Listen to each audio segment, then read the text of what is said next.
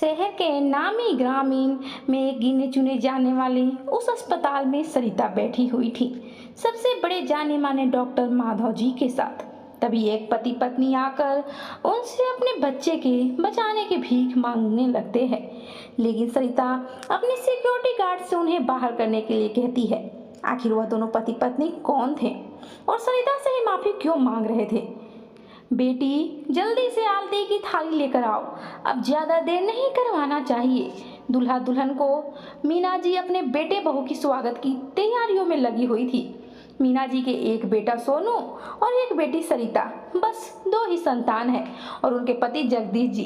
बस छोटा हिस्सा तो घर परिवार है। आज घर में शादी का माहौल है। नई नई बहू घर में प्रवेश कर रही है, क्योंकि सोनू बेटे की शादी एकता नाम की लड़की से हुई है। दोनों लव मैरिज करते थे, इसलिए जगदीश जी दोनों की शादी करवा दिए। वो आजकल के जमाने के माता पिता हैं, जो अपने बच्चों के मन को भी पढ़ लेते हैं, इसलिए तो लव मैरिज में भी रोक टोक नहीं किया, क्योंकि दोनों को साथ में ही तो जीवन जीना है। लेकिन अब उनको अपनी बेटी सरिता का भी फिक्र रहता है। मीना सरिता से बोल रही थी, बेटी आरती की थाल लेकर आओ। सरिता आरती की थाली ले आती है। लो माँ, भैया भाभी को जल्दी से आरती करके हम अपना नेक मांगे अंदर करो। वहाँ पर सरिता की सहेलियाँ और छोटी बहनें सभी हंसने लगती है। आरती खत्म हो जाता है, नेक की बारी आती है, लेकिन सोनू के पैकेट में तो पैसे होते ही नहीं है और एकता किसी प्रकार से झंझाकर फटाफट अंदर चली जाती है। यह सब देखकर वहाँ के आए हुए मेहमान हैरान हो जाते हैं कि अभी अभी तो बहू आई है और अपना ऐसा रूप दिखा रही है। लेकिन मीना उस बात को संभाल लेती है। सभी आए हुए मेहमानों को समझाती है कि बहू थकी हुई है, इसलिए शायद अंदर चली गई। रस्में तो बाद में भी होते रहेंगे, और वैसे भी भाई का सारा धन दौलत तो बहन का ही होता है। जब मन करेगा तो ले लेगी, इसमें हर्ज क्या है? यह तो सिर्फ एक रस्म ही था। सरिता भी उदास हो जाती है अपने भाई की ऐसी बर्ताव को देखकर, भाभी की ऐसी बर्ताव को देखकर, लेकिन अपनी माँ के समझाने पर वह समझ जाती है। सभी आए हुए मेहमान चले जाते हैं। अभी किचन में मीना और सरिता ही खाने पीने में लगे हुए थे। बहू के आए हुए अब 2 दिन हो गए, लेकिन फिर भी एकता अभी तक किचन में एक कदम भी नहीं रखी थी। इसलिए जगदीश जी मीना को टोकते हुए बोले, क्या भाग्यवान, बहू आ गई, फिर भी तुम्हारे ही हाथ के खाना बनाया हुआ खाना पड़ेगा। बहू से भी बोलकर कुछ बनवा दिया करो, अब तुम्हारे आराम के दिन आ गए हैं। यह बात सोनू भी सुन रहा था, लेकिन वह कुछ भी नहीं बोलता है। सभी खाने के टेबल पर आते हैं, तभी एकता से कहकर जगदीश जी कुछ मीठा बनाने को कहते हैं। एकता सोनू की तरफ देखने लगती है। सोनू बोलता है, क्या पिताजी, कुछ मीठा खाना है तो माँ से बोलकर पहले ही बनवा लीजिए थे। सरिता भी तो है, वो भी तो बना देगी। इस पर जगदीश जी बोलते हैं, हमें तो बहू के हाथ के ही मीठा कुछ खाना है, और वैसे भी घर में आए हुए बहू के अब 2 दिन हो गए, अब तो अपनी सास को छुट्टी दे ही देना चाहिए। किचन से बेचारी बहू इसलिए तो ही तो बहू को लाई है कि किचन से उसे छुटकारा मिले, अब कुछ आराम कर सके। किचन में क्या सामान कहाँ रखा है इस बहू को तो अभी तक यह भी नहीं पता है, क्योंकि किचन में तो कदम भी नहीं रखी है। सोनू बोला, क्या पिताजी, आप पुराने ख्यालों के ही निकल गए, ये खाना बनाने के लिए थोड़ी यहाँ आई है। अगर आपको ज्यादा मीठा खाने का मन है और माँ नहीं बना सकती है तो हम ऑर्डर कर देता हूँ, लेकिन एकता को कभी भी आप किचन में जाने के लिए मत कहिएगा। फिर सोनू वहाँ से खाना खाकर एकता के साथ अपने रूम में चला जाता है। ऐसे ही कुछ दिन और बीतते हैं, लेकिन सोनू और उसकी पत्नी का रवैया उसी प्रकार से रहता है। सोनू एकदम बदल चुका था। हर दिन मीना और सरिता ही मिलकर घर का सारा काम किया करते थे, खाना पीना भी देखते थे। मीना जी को घर के कामों में मन तो लगता था, इसलिए कर दिया करती थी। साथ में वह सिलाई कढ़ाई भी किया करती थी, क्योंकि उनका शौक था सिलाई कढ़ाई का, जिससे उनका दिन भर समय कट जाया करता था। अपनी बेटी को भी समझाती थी, कोई बात नहीं है, ऐसी भाभी निकल गई तो आखिर जब अपने बच्चे हो गए तो घर का तो काम करना ही होगा, और आखिर हम कब तक इनका घर संभालते रहेंगे। तुम्हारी भी शादी की उम्र हो चुकी है, पिताजी तुम्हारे लिए रिश्ता देख रहे हैं, एक बहुत अच्छे घर से रिश्ता आया है। भगवान की मर्जी होगी तो शायद तुम्हारा शादी वहीं हो जाएगा। फिर उसके बाद क्या है, फिर तो बहू को ही अपना घर संभालना पड़ जाएगा। हम कब तक घरों का काम करते रहेंगे? मेरी भी तो उम्र होते जा रही है। यह सारी बातें एकता सुन लेती है। जब सोनू ऑफिस से घर आता है, उसके बाद वह सोनू से बोलती है, हम अब इस घर में नहीं रह सकते हैं जी। गांव में मुझे मन नहीं लगता है। शहर में अपना घर रहता तो वहाँ पर घूमते फिरते और वक्त बीत बीत जाया करता था। यहाँ पर तो आपकी माँ और बहन के चुगली कभी खत्म ही नहीं होते हैं। शहर में घर ले लीजिए। इस पर सोनू बोला, क्या हो गया? माँ कुछ बोली है तो बोलो, अभी नीचे जाकर कुछ बोल कर सुनाकर मैं आता हूँ। इस पर एकता बोलती है, छोड़िए जी, बहस करने से क्या फायदा, आप बस शहर में घर बनाने का जुगाड़ कीजिए। इस पर सोनू बोलता है, शहर में तो हम भी रहना चाहते हैं, लेकिन अभी मेरे पास इतने पैसे कहाँ। इस पर एकता बोलती है, पैसे की टेंशन आप बिल्कुल मत कीजिए, क्योंकि हम अभी अभी आपकी माँ और बहन को बात करते सुने हैं कि सरिता की शादी की बातें चल रही है, वो भी अच्छे बड़े घर में। तो फ्री में तो नहीं हो रहा होगा, पैसे तो रखे ही हो गए आपके मम्मी पापा, इसीलिए तो बड़े बड़े घरों में आपकी बहन की बात चला रहे हैं। बस उसी पैसे का पता कीजिए कि कितना है और अपने कब्जे में करने की कोशिश कीजिए। हम उसी पैसे से अपना शहर में घर ले पाएंगे। सोनू भी एकता की बातों में हाँ मिलाता है। उसे एक बार भी यह नहीं समझ में आता है कि उसी की बहन तो सरिता है। जिस प्रकार से माता पिता उसके जॉब के पीछे पैसे खर्च किए हैं, उसी प्रकार से बहन की शादी ब्याह के लिए पैसे शायद रखे हैं, लेकिन वो अपनी पत्नी की बातों में आकर उस पैसे को हड़पने का दिमाग लगाने लगता है। इधर जगदीश जी की तबीयत भी ठीक नहीं रह रही थी और अचानक ऐसा घटित हो गया जिसकी आशा मीना जी कभी की भी नहीं थी। जगदीश जी को हार्ट अटैक आ गया। मीना अपने बेटे सोनू और बेटी सरिता को आवाज देने लगी, देखो तुम्हारे पिताजी को क्या हो गया, आओ। अचानक से यह बेहोश होकर गिर गए। जब सभी मीना जी की आवाज सुनकर नीचे आए, तब तक जगदीश जी की सांसें टूट चुकी थी। मीना जी तो बेहाल हो गई। उन्हें कुछ समझ में नहीं आ रहा था कि अचानक क्या हो गया हमारे साथ। अभी तो सरिता की शादी की बात यह चला रहे थे, लड़का पसंद करके भी आए थे, और अब यह अचानक। ऐसे तो अभी सोनू है, लेकिन फिर भी मीना जानती थी कि वह कैसा भाई है।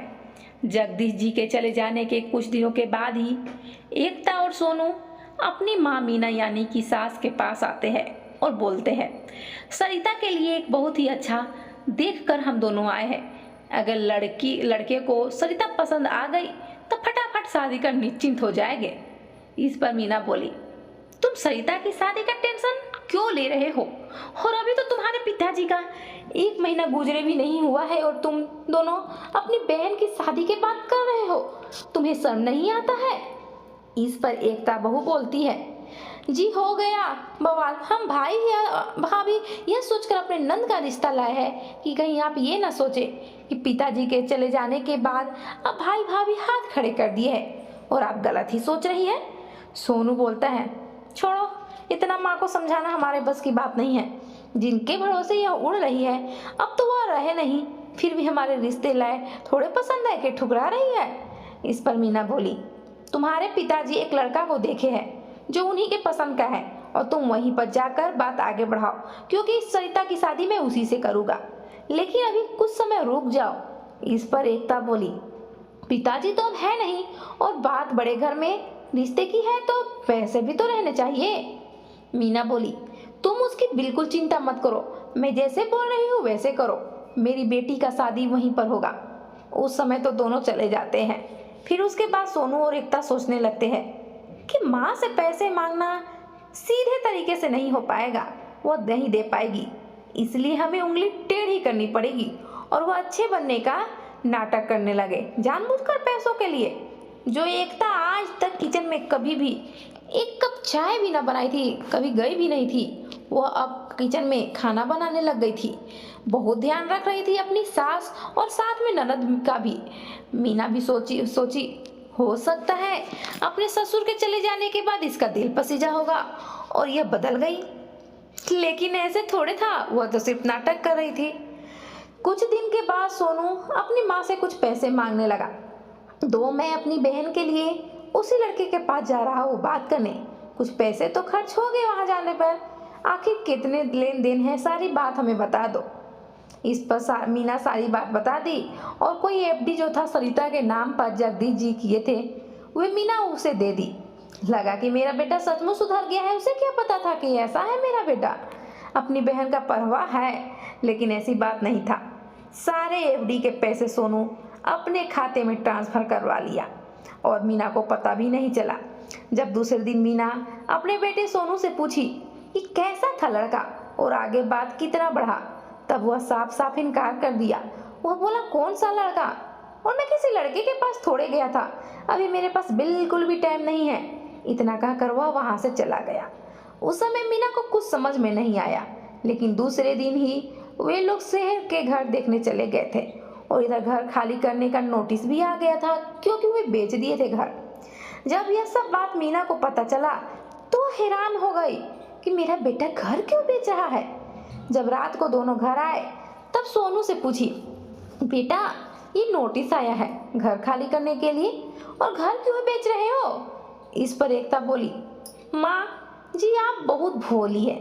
जो एफडी के पैसे सरिता के थे, जो इस घर में बेचने से जो पैसे मिले, वे दोनों मिलाकर हम शहर में एक नया घर ले लिए हैं और हम कल ही जा रहे हैं वहाँ पर सेट होने। तो आप भी कहीं जाकर शिफ्ट हो जाइएगा, लेकिन आप जाइएगा कहाँ, क्योंकि मैं तो आपको नए घर में ले जाने से रही नहीं। और जहाँ तक सरिता की शादी की बात है, वे तो अब होगा नहीं बड़े घरों में, इसलिए कटोरा लीजिए और आप माँ बेटे दोनों कहीं जाकर इत्मीनान से भीख मांगते रहिए, और कभी फुर्सत अगर मिल जाए तो शहर भी आ जाइएगा भीख मांगने। हमसे मुलाकात हो जाएगा तो शायद कुछ ज्यादा ही मुनाफा हो जाएगा। इतना ही कहकर दोनों बेटे बहू हंसने लगे। मीना तो बहुत ही हैरान हो गई अपने बेटे का ऐसा रंग देखकर, यह रूप देखकर। वह कभी सपने में भी नहीं सोची थी कि हमसे मीठी मीठी बात कर करके मेरे ही पीठ पीछे छुरी भोंकने की तैयारी कर रहे हैं ये लोग। अब तो ना पैसे थे ना घर, कुछ भी नहीं बचा था मीना के पास। सरिता भी वहीं पर खड़ी थी। वह अपने भाई को एक चमाटा जोरदार का मारी और बोली, आप बड़े हैं लेकिन फिर भी बड़े होने का फर्ज नहीं निभा पाए। तुरंत एकता बोली, तुम्हारी हिम्मत कैसे हुई अपने भैया पर, वह भी बड़े भैया पर हाथ उठाने का? सरिता बोली, हिम्मत आप ही से तो सीखे हैं। जब आप अपने सास ससुर की इज्जत नहीं कर सकते हैं, उनके पैसे धोखे से हड़प सकते हैं, घर हड़प सकते हैं, तो मैं बड़े और छोटे का मैं क्यों लिहाज करूं? मेरे पैसे से तो आपने अपना महल खड़ा किया है, लेकिन बहुत जल्दी ढल जाएगा, आप खुश नहीं रह पाइएगा, और मेरी फिक्र तो करने की तो आपको जरूरत ही नहीं है। भगवान की जो मर्जी होती है वही होता है। शायद बड़े घर में मैं चली जाऊं। आप दोनों ने हमारे साथ बहुत बड़ा धोखा और छल किया है, यह हम कभी भी नहीं भूलने वाले हैं। दूसरे दिन ही घर खाली हो जाता है। एकता और सोनू अपने नए घर शहर में चले जाते हैं। वहीं मीना और सरिता सामान लेकर पता नहीं किस राह पर जा रहे थे। 5 साल बाद फिर से दोनों की मुलाकात इस तरह से होती है, शायद इसकी कल्पना किसी ने भी नहीं किया होगा, न सोचा होगा। सरिता अपने पति के साथ केबिन में बैठी होती है। तभी एक पति पत्नी अपने बच्चे को लेकर आते हैं और सरिता से बोलते हैं कि मेरे बच्चे को बचा लो, ये तुम्हारा भतीजा है, बहुत तबीयत खराब है। सारे डॉक्टर इसे अपने पास से ले जाने के लिए बोले कि माधव डॉक्टर के पास जाने के लिए। वो बोले वह इस शहर के सबसे बड़े जाने माने डॉक्टर है, इसलिए मैं यहाँ आई। किंतु तुम्हें भी डॉक्टर के साथ देखकर मुझे पता चल गया कि ये तुम्हारे पति है। मैं आसपास लोगों से पूछी तो ये तुमको डॉक्टर की पत्नी बता रहे हैं। क्या यह सच है? और सच है तो तुम मेरे बच्चे को बचा लो। सरिता तुरंत सिक्योरिटी गार्ड को बुलाती है और दोनों पति पत्नी को बाहर निकालने के लिए बोलती है, पर दोनों बहुत ही रोने गिड़गिड़ाने लगते हैं। वे की आंखों से भर भर के आंसू आ रहे थे। डॉक्टर माधव को उन पर दया आ जाता है और बच्चे को तुरंत इलाज के लिए ले जाते हैं। इधर सरिता एकता और सोनू से पूछती है, आप दोनों को मेरा पता कैसे चला? आप मेरे पीछे यहाँ तक मुझे लूटने आ गए, क्यों आ गए? आपको और कोई डॉक्टर मिल ही नहीं रहा था? इस बार सोनू बोला रोते हुए, बहन हम यहाँ इलाज करवाने के लिए आए थे, लेकिन तुम्हें यहाँ पर डॉक्टर माधव के साथ में बैठा देखकर हैरान हो गए और पता लगाने पर मालूम हुआ कि तुम उनकी पत्नी हो और मेरे पास तो पैसे भी नहीं है, इसलिए यहीं पर इलाज करवाना उचित समझे। लेकिन तुम्हारी शादी इस डॉक्टर के साथ कैसे हो गई? तुम्हारे पास तो पैसे भी नहीं थे माँ के पास। इस पर सरिता बोली, हम माँ बेटी ऐसे ही कहीं जा रहे थे, कुछ समझ में नहीं आ रहा था आपके ठुकराने के बाद कि हम कहाँ जाए, इसलिए बाजार के रास्ते में ही एक झुग्गी झोपड़ी डालकर हम दोनों रहने लगे। वे बाजार का एरिया था, हम साइड में ही रह रहे थे और वहीं पर माँ सिलाई बुनाई का काम करने लगी और मैं बच्चे को ट्यूशन पढ़ाने लगी थी, जिससे हम दोनों का गुजारा अच्छे से चल रहा था, कुछ भी दिक्कत नहीं था। उसी एरिया में माधव जी हमेशा आया करते थे, कभी कुछ लेने तो कभी कुछ लेने, और हरदम हम पे उनका नज़र चला जाता था। देखने में तो मैं सुंदर लगी और मेरे गुण, सौम्य स्वभाव, पढ़ी लिखी सारी चीज़ देखकर मुझे शादी करने के लिए राजी हो गए और मुझसे शादी कर लिए। आज मैं इनकी पत्नी हूँ। मैं भी बड़े घर में देखी शादी हो गया, बड़े घर की पत्नी बन गई मैं, लेकिन आपकी ऐसे कैसे हालत हो गई? उस पर वो एकता बोली, ये सब मेरे कर्मों का फल है। जो पाप हम दोनों जानबूझकर किए थे उसकी सजा तो मिलना ही था। जब हम शहर गए रहने तो घर तो ले लिए थे, लेकिन जब हम रहने के लिए गए तो मुझे मेरा सही घर का रसीद नहीं होने के कारण उस घर में रहने नहीं दिया गया। जिस आदमी से घर लिए थे उसने हमें धोखा दिया, गलत रसीद नकली थमा दिया और हम चेक भी नहीं कर पाए। मेरे घर तो गए ही और साथ में पैसे भी हड़प कर वह भाग गया। उसके बाद से हम किराए के घर में रहने लगे और कुछ दिनों के बाद तो तुम्हारे भाई का जॉब भी चला गया, क्योंकि उनके ऑफिस में एक घाटा हो गया था, इसलिए ऑफिस वाले ऑफिस ही बंद कर दिए। फिर हम किसी तरह से कमा खा रहे थे और इसी बीच तुम्हारे भतीजे की तबीयत भी खराब हो गया। हम दोनों को भगवान हमारे कर्मों को फल दे दिए, हमें माफ कर दो। दोनों सरिता से माफी मांग रहे थे, गिड़गिड़ा रहे थे, तभी वहां पर मीना जी भी आ गई। उन दोनों की कहानी पीछे से सुन ली थी, लेकिन फिर भी जो दुख दर्द वो अपने माँ बाप और बहन को दिए थे ये भूलने वालों में से नहीं था।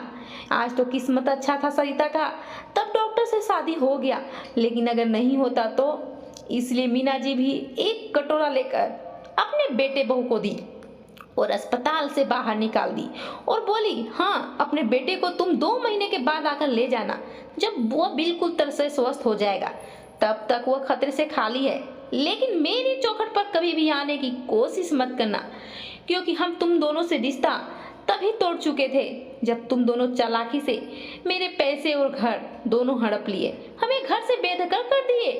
इसलिए हम तुम लोगों को नहीं पहचानते हैं और मैं परायों को अपने हॉस्पिटल या घर में कभी भी जगह नहीं देती हूँ, कभी भी नहीं।